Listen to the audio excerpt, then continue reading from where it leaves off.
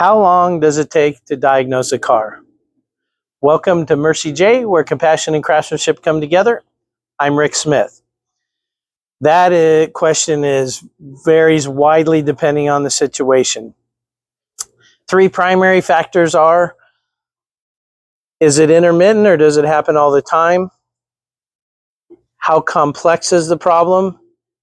And how difficult is access to get to the things that we need to test?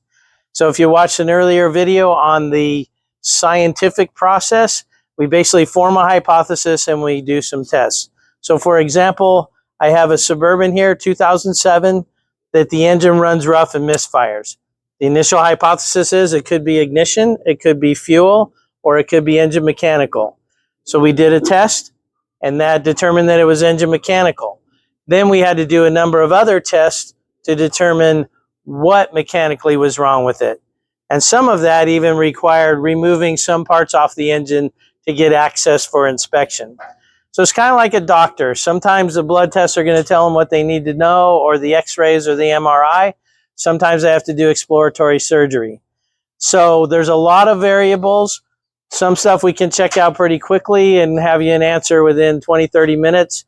Sometimes it takes a long time. But I'll tell you this, I have a saying around here: if you shoot from the hip, you usually hit yourself in the foot.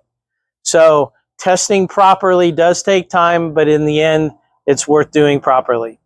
Hope this has been informational to you. And until next time, safe travels and blessings to you.